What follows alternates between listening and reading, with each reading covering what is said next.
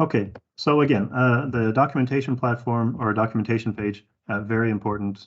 The Phished is always working on this and improving it, but it's very helpful for finding the easy questions, the simple answers, commonly asked questions. All right, so let's start here first with the partner platform. You can see the URL here is partners.phished.io. Most of you will probably already have a partner account. If you don't, please contact my colleagues at sales@clearmedia.be. They'll pass your question along to me, and we'll get you set up. So the first thing we're going to see here really is pretty much a very basic portal. There's not a whole lot we're going to be doing in this portal, but there are a couple of very important things we will do here.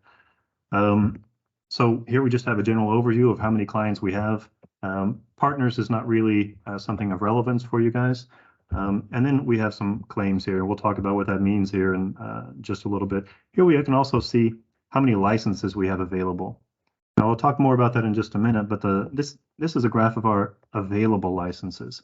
So if we've already given you, 500 licenses and you've assigned all 500 licenses, then here you won't see any licenses because they're not available. It's how many licenses you have available to assign to your customers. Management. This is where you're going to create your administrator users for the partner platform. So this is not for going into the customer tenants. This is really for doing the management in the partner platform. Very simple here. Create a new user, enter their email address, and then they can get started. There is those users will receive a code to complete their login every time. I believe there probably will be an OTP MFA option in the near future. It's not there currently, but I'm sure it will be soon.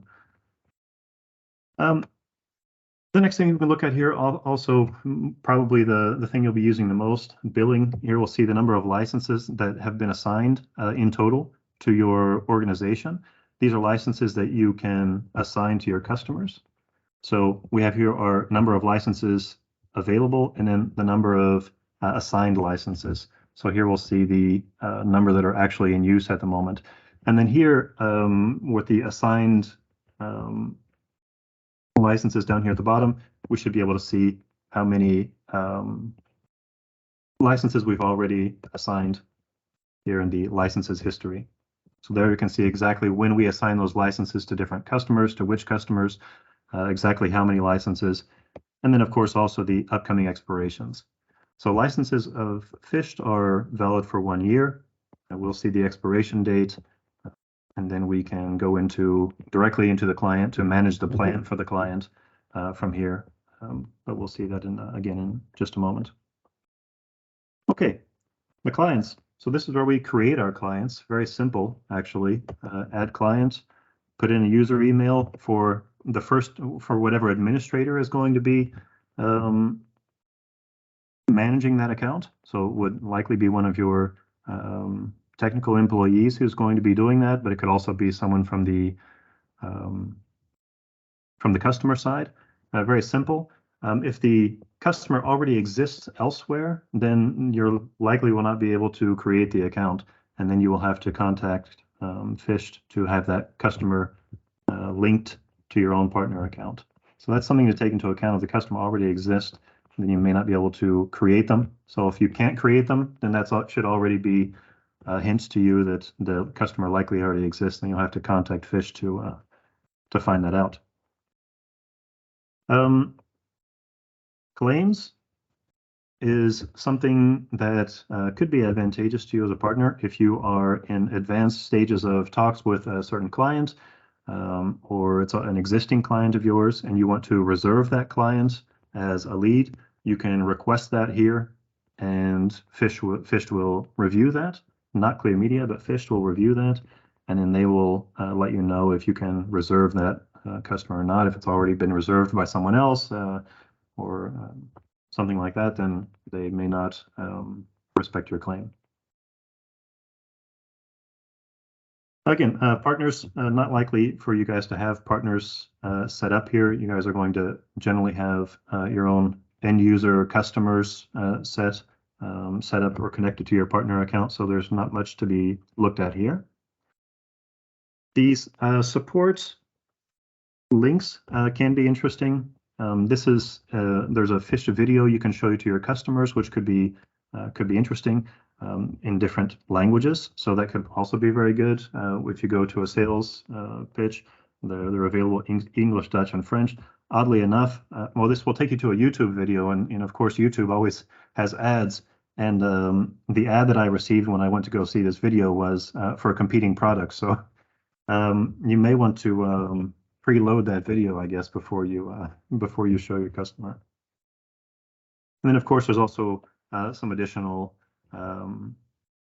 material here that you can use for your customers, a 2-pager, some stuff for your email, signature, stuff like that. It's also all made available to you here.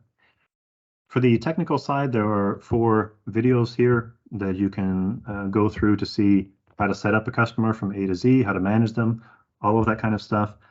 Anything that you that I've maybe missed today or that you can't remember or whatever, you always have that information available to you here. So if you'd like, you can always check that information out.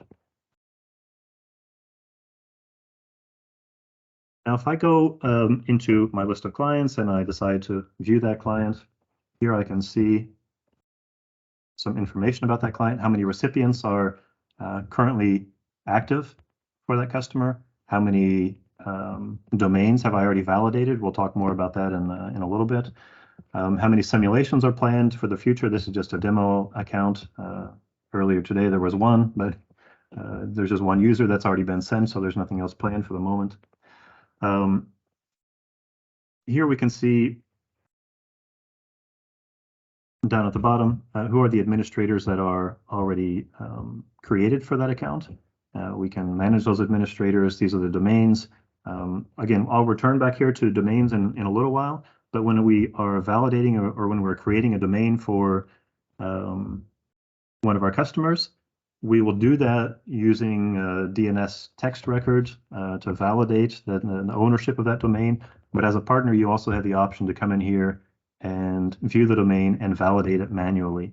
So it's going to help you speed up the process a little bit because you can manually validate the domain, but it's best just to go through the normal process of creating the DNS text record, and within 24 to 48 hours, it should be validated, and then the customer can get started. Here are the plans. Some of you will know this already, some of you won't. Whenever you create a new customer, they automatically receive 25 licenses in trial. So that is a good opportunity for you to get things set up for them before the licenses are actually activated. Some people may use that to go ahead and do some type of a baseline testing. I'm going to return to that later because I'm not a big fan of that for a number of reasons, but I'll talk about that in just a little while. Now, say that the trial is about to run out, then I can come up here. You can see already here that it's a trial license. Then I can come up here and add a plan. And here I will choose premium. Those are the only 2 types, premium and trial. It's always a regular license that you'll choose, and you'll create a plan. Now, this is a demo account. Demo partner doesn't have any licenses to assign, so it's not going to work here for me today. But as you can see, the trial is still valid at the moment. But that is the place you will assign the licenses to the customer. So that's an important one to know. Manage plans in the customer area of the partner platform.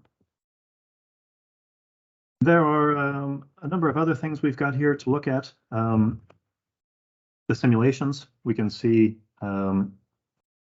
just get some bird's eye view, I guess, of some of the simulation settings that we could not change, but view from this setup.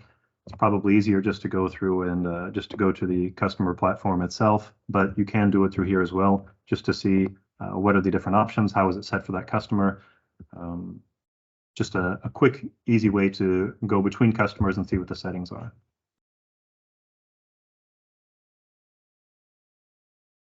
If there's a larger customer, they may use the Active Directory integration. We can view that here.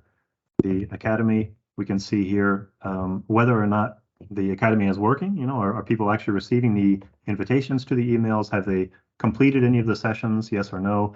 Is it active? Are the emails, the invitations, are they automated? Things like that.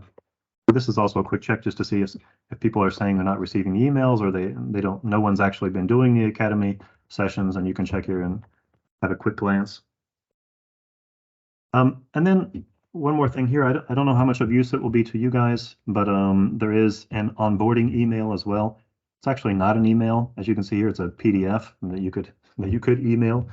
And what we're going to see there is the information needed to onboard a customer. So if the customer, for example, were going to do the onboarding themselves, like maybe they manage their own email tenant, they're going to do their own whitelisting, or they're going to do their own DNS management, then you could provide them with that information there. It's just put in a two-pager. It will tell them how many licenses they have, things like that. It's currently only available in English, but that's one of those things that will slowly but surely become available in more languages. But I imagine that you, as the IT partner, will probably be doing the implementation yourself. So unless you want to use it for your internal documentation, I don't know if you'll be using this too much. But now you know it's there, it's available for you. And we can see in the meantime that another simulation has been planned for my test user in the future. We'll be able to see where exactly that is, when that's planned as well here in just a little bit. So this is the partner platform. Again, there's not a whole lot to see here. It's a very basic platform, but this is, of course, an important part of the story. Okay, so the next part is the actual partner platform, or not the partner platform, the customer tenant itself. Now, this may seem like a little bit of an unfortunate URL to navigate to. If you go to phished.io itself, up in the right-hand corner, there is a little figure like this, and then you can just click on it and log in through there, and it'll take you to the same place. So just so you know. Alrighty, so here in our customer dashboard, we've got just a general overview of the customer. I can put it in different languages as well, Dutch, French.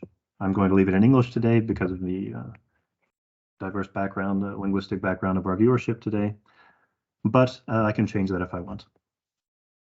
Alrighty, so again, here we just have our general bird's eye view of the customer, similar to on the partner platform when you zoom in on one client, the number of recipients, number of active recipients, because as you'll see, we can also disable certain recipients if they're no longer, if we no longer want to include them in the testing for some reason, and whether or not our automated simulations are active or not.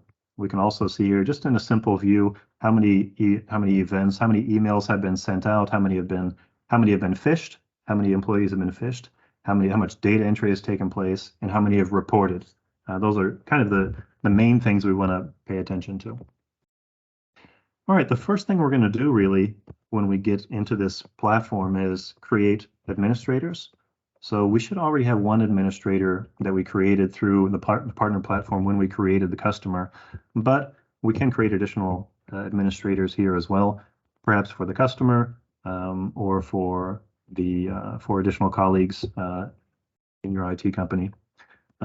We can also do some granular rights or granular permissions when we create a new user. So if you wanted to give access to your to your customer, you could then say, "Oh, I'm only going to allow them to, view individualized reports or reports export, things like that," for example. All right. So once we've got our administrators, once we've figured out our access, you may think, okay, now I'm going to create some recipients. You could do that, but I personally think it's better to start with domains. So here you will take a domain that the customer owns, the mail domain that they'll be receiving their simulations and all their phished communication on. You'll input it here. Once you do that, you'll receive a code, and with that code, you will create a DNS text record on that for that domain name. But once the domain has been verified, then we will be able to get a security header. And with that security header, we will create header-based whitelisting on that domain. So that's sort of the main flow there. We're going to create the domain. We're going to get a code that we're going to use for our DNS text record. Actually, well, it doesn't really matter if I show you or not. We all know what a text record looks like. And you can check it, on MX Toolbox, for example, to see when it's been propagated to where it needs to be. And then once that's happened, Phished will do the check, and it will change this to verified. And then we have here our security header. Now, if you need to make things move along a little more quickly, like I said, we can come in here to clients, view clients, manage domains, and then here I would be able to already validate that. I would be able to manually validate the domain. And once I manually validate the domain, it will also turn green here, and then I'll get my security header. So if you're pressed for time, if you need things to move a little more quickly, that's an option. But anyways, so once I've created my domains, then the next thing I will probably do is go to recipients, and recipients are all of our users that are going to participate in the program. They're going to receive emails, the phishing simulations. They're going to receive the invitations to the security awareness platform. They're going to receive all of the communication, and we have to create these recipients here. Now, as you'll see here, I can create manually, one by one, the users. It's an option. If you have just a few users to do, that's certainly a possibility. But you can also do an upload. And this is really probably the easiest way to do it. A CSV, but as you can see, it can also be, for example, a text file. Really easy. Create your headers, and then just put the information in there. Really simple. Once you put that information in there, you can actually just fill it in here too if you want, and just check everything. Once you do that, then you'll receive a sort of a screen where you have to verify the mappings, make sure that the first names are all the first names, the last names are all the last names, and that kind of information. And once you verify that, just click OK, and then all the users will be created that way. So it's a pretty simple way to do it for most SMBs, most small companies. If you have a larger company, you could, as you maybe already saw, do an Active Directory integration, but that's up to you, of course. Keep in mind, you will only be able to create the number of recipients that have licenses. So if I have 25 licenses, I can create 25 recipients. If I try to upload 27 users, I'm likely only going to get 25 uploaded. Unfortunately, there's no error message that's going to tell you that. You'll see it in your number of entries that if you tried to upload 27 and you only had 25 licenses, you'll see there will only be 25 entries. So keep that in mind. And the language that we have here is also important for the communication to the user, and also for personalized content. So it's important to fill that in correctly. Let's see here. If we go back to organization, there are a couple of other options. Depending on the size of the company, it could be interesting to do that. You can create departments. You can assign users to certain departments. Then you can compare those departments. So if they have, for example, sales, if they have marketing, they have tech, they have whatever. These could be, or people working in the warehouse, shipping, that kind of stuff. You could divide those into departments and see how the departments as a whole are performing compared to one another. So that could be useful, but it's certainly not a necessity to get started with the program. Same goes for networks, locations. That's good information for reporting, but may not be necessary if your customer only has 10 users, for example. Probably not going to get a lot of value out of that. The plan here we can see again how many licenses are available to this customer for this customer, but that's pretty much all there is to that. Alrighty. I guess just one last thing since we're already here, the SMTP, we can create our own SMTP profile. This requires a user in that wherever we're going to make use of, which email we're going to make use of, we need to have a user, a password, and for Office 365, it's quite simple. I'll show you here. And then this this gives us the opportunity to send the notifications for the Academy, authentication codes, things like that, to the user from a different email address than hello@phished.io. So most communications, I think all communication from Phished to the users will come from hello@phished.io. But here we have the option to select our own SMTP profile and use that. It's not necessary, but if it fits in your service description, if you see that as an added value, it's certainly quite easy to do. And then we can check here and test our SMTP connection by sending a test email. And then I should see whether or not it works. So that's good. But also, of course, I can just check and see if the email arrives. So that's that for the management section. Just going to check over here. I don't think we have any questions yet. Okay, good. All right, so on to the next part, the simulations. I guess a mistake that could be made by a new partner is thinking that the simulations and that the Academy work out of the box. They do work out of the box. They do work out of the box, but you have to turn them on. So, I mean, they work without a lot of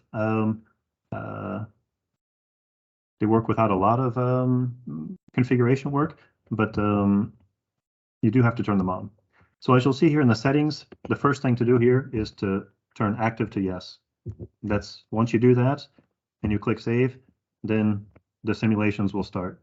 The recurrence, what's the average number of days we want to have between the phishing simulations? If you want to really send a lot of phishing emails, 3 is the minimum, I believe, at the moment. If the customer says, oh, you know, this seems like we're getting too many, so we don't want to, you know, we want to slow down that cadence a little bit, you could set it to every couple of weeks or maybe once a week, for example. I think once a week is already a fair rhythm. You know, it's not bothering the customer too much, but you're getting a good sampling. So I think 7 is a good example, or is a good selection here. Faster calibration. So do we want the first 5 emails, the first 5 simulations to come at a more rapid pace so that we can sort of get a feel for the level of the user, because the simulations have different levels, easy, medium, hard, elite, things like that. I think yes is a good idea, just to kind of get the ball rolling for the customer. And then some simple things like, do we want to be able to do we want them to receive emails on the weekend? That doesn't mean they have to read them in the weekend, but could they receive them in the weekend? I think it's a good idea to say yes. If they do receive them in the weekend, they're not sitting next to their colleagues at that moment. So then they sort of are more left, they have to kind of figure it out on their own without asking their coworker sitting next to them what they think of the email. So I think it's a good idea to turn that on. That's just my own personal opinion. Outside of working hour simulations, again, I think yes, but it's up to you. That's for you to decide. Content, data entry. Do we want them to be tested on data entry where they go to a landing page and are asked to fill in their credentials? I think that's a good one. And that's what happens in actual phishing emails as well. So I think that's a good one. Attachments, same thing. Do we want people to be tested on downloading and opening attachments? Yes, I think we do. Human resources related simulations. This is something you'll have to come to an agreement with for the customer. These are sensitive simulations about, for example, people being fired or being transferred or new hires, things like that. And then not safe for work, the NSFW content. This is adult content, for example, like sextortion, things like that, which are very popular, very common phishing emails, but you may not want to, your customer may not want to receive that type of email. That's something you can decide with the customer. Spear phishing, I think, is a good one. If you do that, however, I think it would be good to put the company footer here, for example, to be included with those internal emails, for example. This indexation, I believe, is deprecated, so I'm not going to talk about that, or it's going to be deprecated very soon. Insider threat simulations, also a good one. If there's maybe been maybe a malicious insider, or one of the emails has been compromised, one of the users has been compromised inside the company. You can use a different domain as well for those emails. All right, the automated or the advanced settings here. Custom return path is what you need to turn to yes for the Microsoft Advanced Delivery Protection. That's also part of the whitelisting information. We have created a help document to help you figure out where you need to whitelist and what exactly you need to whitelist. But this is part of that, and that's also included in our documentation setting this to yes. The duplicate logs has to do with links being clicked multiple times by the same user. I think we want to avoid that if possible, but again, that's up to you. So I would set that to no. The schedule, this is just to have an idea of how many what the schedule looks like for that customer. It's also a good way just to check and make sure that everything's working correctly.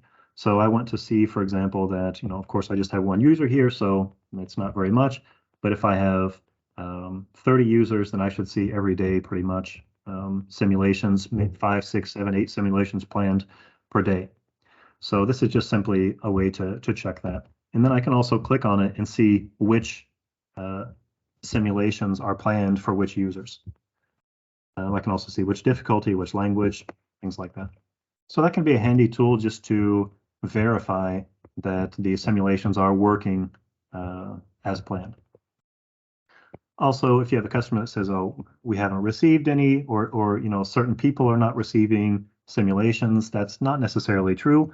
It could be that their email was written wrong when their user was created, but it could also be that they just haven't really noticed that it was a phishing email.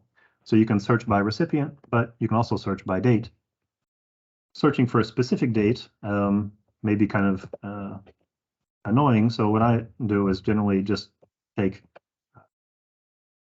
something like this, search for a certain number of a certain time range, and then I can see which were sent out. Then I can actually see the email and who received it as well. Although I'm not seeing this one for some reason. Of course, in a live demo, that's always going to happen, I guess. Here's one from Albert Heijn, just as an example. Alrighty, so we've got here the option to do manual simulations as well. This could be interesting if you're going to do a baseline measurement, or if you want to add that as part of your service, where you're going to do maybe once a quarter or once every half year, you're going to do a very targeted email simulation, phishing simulation specific to that customer. You could create that on your own. There are lots of templates available. We can say, okay, I only want to see the ones that are in French, for example, and I want to look at the ones that are maybe hard or elite. Just put them here as hard. And I can say specifically for Belgium in this case, none that fit all of those filters, but something like an invoice that is not been paid. So we can look at those, we can modify those. For example, I can go in here and I can actually change, I can edit the email. I can use placeholders. I can do a number of things. This is all HTML, so I can, put my own HTML code in there if I want. I can change the email domain name if I want. So these are all options available to us. This is also good just to see what kind of emails are available, what kind of emails we can expect for our users. But I wanted to come back to the idea of doing a baseline measurement. The reason I think that's kind of a problematic thing is if you send out one email or maybe even two emails, especially in a small company, that could give a false sense of security to the end user if their results are not spectacular. But of course, this is just a very limited sample size. So one group of users is susceptible to a certain type of phishing email. Another group of users is susceptible to a different type of phishing email. If those emails are the ones that they find easy to detect, then the customer may be unimpressed and say, oh, I don't need this. So that's one thing. Of course, there are lots of different kinds of phishing emails, and some people are going to be curious to click on things in one type of email but not in another. And another thing is that's not the only part of the product as well. The phishing simulations is only part of it. The security awareness training is the second part. But if that works for you, then this is how you can do it. Once we've created some things that some simulations that we like, we can create a campaign. Here, the manual campaign, and then we can also indicate which targets. We can create a target list and say, specifically to the warehouse workers, or specifically to HR workers, or things of that nature. Okay, the aftermath. So this gives us the option to create specific landing pages. If people click on a link, for example, and we want them to, we can send them to the default page, or we can redirect them to our own page, for example, that we host ourselves, or we can just provide some custom content. That's all also possible if you want to provide that added value, or if you want to do a little bit of rebranding and remove sort of the phished content for the landing pages and create your own content. That's great. I think I've seen some partners do those types of things in the past with other products, and I think it's a great added value.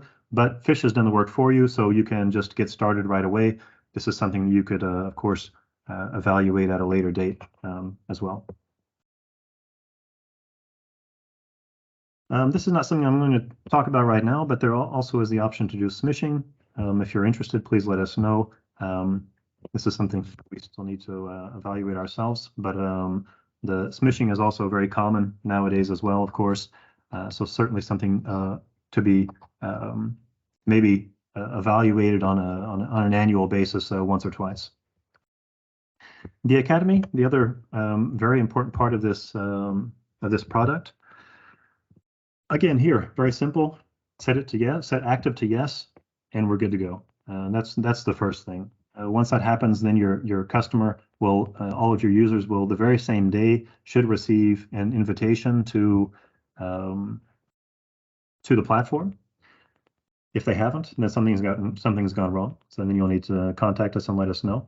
The recurrence of the sessions is fixed at 14 days right now. In the future, I've been assured that in the future, Phished will make this adaptable. But at the moment, it's fixed at 14 days. I think that's a pretty good regularity, but or a good frequency, I should say. But that's something that in the future you could change according to the wishes of the customer. Do we want to send them automated emails? We want them, of course, we want them to know that they've been invited, that the session is ready for them, and that they need to be reminded of these things quite often. I don't know what your experience is, but my experience is that people receive these emails and say, okay, yeah, I'm going to do that later, and then forget about it. And if we don't send them reminders, then it doesn't happen. So here we can say what kind of delay we want to have on those emails. I wouldn't wait too long, personally, but you can set this up. Once the next session becomes available, then the first section becomes overdue. The first session is still available and still has to be done, but yeah. So these are the reminders that we can send to them. The modules, in case you're curious to see these things, there you can add sessions to them. You can change the what's the word I'm looking, the order. You can change the order of those sessions. I think I don't know if there's a lot of value in doing that. I think certainly for our market segment, it's probably best just to leave this as the standard setting, unless you're going to invest in creating your own material. If that's the case, then you can upload videos. You can, with HTML code, create your pages the way you want and add sessions as well. That's all possible. But that's certainly not part of the getting started. That's certainly not in scope for getting started. That's rather advanced. Okay. Here we can see what the content is of these different things, of these different sessions. If we're just curious, what is the content of these different sessions, we can go ahead and come on in here and see them. We can see what is the content of the quiz. We can view the video, things of that nature.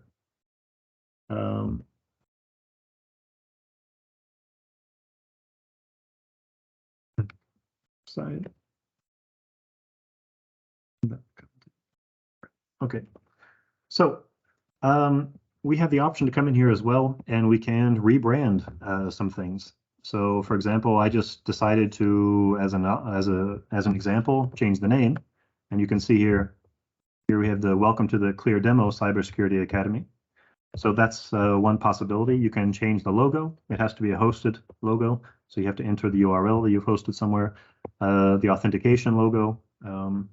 This is before signing in, this is the logo that they would see. So you could customize this with the logo of either your company or the company of the end user. And then the SMT profile. So this is, again, as I told you earlier, you could change this. This is all of the emails for the Academy being the login, authentication code, and the invitations you could send out with from a different email address. So that's one part of it. We can also change the domain if we want. So here I decided to use a different subdomain, cleardemo.phishedacademy.io. As you can see, that works. So we can also put the name of the company or the name of your company, however you decide to brand it. You can actually just use a different domain name entirely, not just a subdomain, and you'll have to communicate with Phished to get the DNS settings taken care of, so that will work. That's also an option. Here for our emails, this is really beyond scope of just getting started, but I just want to tell you that it is possible. All of the emails that are sent, as you can see here, the authentication email, there's a new session waiting for you, you've been onboarded, all of the reminders, you can make those all yourself if you want. You can, let's see if I just as an example here. So these are in the different languages that are available. What I can do is I can take it and copy it, make a clone, and then edit that, or I can just edit the standard one, or I can create one from scratch. So those are all possible. As you see here, just using a placeholder, I can communicate the necessary information to the customer, to the user, and then I can just use my own HTML code to create the emails. So that could be a nice extra touch rebranding that you have available to to service your customers as well. But just out of the box, it works as well, of course. Now let's see here. Activation, also very important. Activation refers to when customers have indicated that they've received a phishing mail. So if we look here, we would see, I have not done this with this test user, but if my test user had used the phished activation add-in for Outlook to indicate that he or she had received a phishing email, then it would show up here. Whether it was a simulation or not, it will show up here. All uses of the button will show up here. That button is available to the Outlook client. It's called Phished-activation. And it's available in the Outlook client, but it's also in the mobile client, and it's also in the Outlook Online version. So it's available to all of those things. You can just go into your tenant admin section.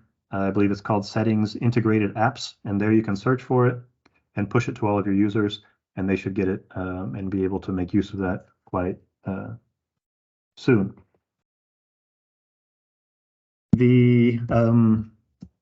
Yes, let's see here. The settings for activation. There are a number of things here we can look at. If someone, I guess let's just go down the line. That's probably the best way to do it. Do we want to, if it's not a simulation, but it's actually a potential threat, then when someone uses the Phished button and submits the email to Phished, do we want Phished to actually scan the attachments, scan the URLs, scan the email to give us an indication of what the, is it malicious or not? I think it's best to put yes on all of those. Why not? Phished is going to basically do for you first triage and let you know whether or not whether they think it's malicious or not. And then here we can also, again, create some custom replies that are available to us to reply to these reports. So if someone submits something and says, we say, okay, we're going to get back to you and let you know whether or not it was a threat, then we can react to that report and say, just choose one of these one of these replies, and then the user will receive that reply, as opposed to us replying to individual emails. Do we want to, if we receive reports, how do we want to receive them? For example, as a PDF. Here we have our SMTP profile again, so that if we send replies here, as it was a simulation or it was a safe email or it was a threat, things like that, then again, we can use that SMTP profile that is available to us.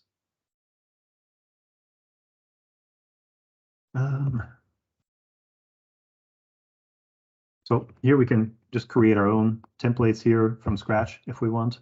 You'll see here, these are the different types of responses that we would have. So basically, if here in the, let's see here, activation reports, here there would be, I would be able to click on the report, and then I could indicate there what I want to happen. Do I want to close it? Do I simply want to close it? Do I want to send an email to the user and inform the user of the status of the email? Those are all things that I can do from this reports section here. Okay, let's see here, settings. Yep, it was already there. We can define how the Outlook button should behave when users utilize it. We have an integration here for Power BI, for example, that could be useful if your customer uses Power BI to create certain dashboards or custom reporting. Could also be interesting for larger customers. For small customers, that's not likely to be of great value. Block and allow list. So here we can also input URLs that will automatically be flagged as malicious or automatically flagged as benign. So that's something we could do as well. So if maybe we could put in the customer's own URLs, for example, to prevent them from indicating that their own emails are internal emails would be phishing. Lighthouse, this is just nice to know. These are the things that Phished is evaluating at the moment. These are not things that we can use ourselves, but these are phishing emails that Phished has received recently and is evaluating. So you can look at these different things. You can look by country. So if we go in here and look at which emails are Belgians receiving, we can see, for example, here, normally we get a preview of the email, but I'm not seeing one here. Let's try a different one.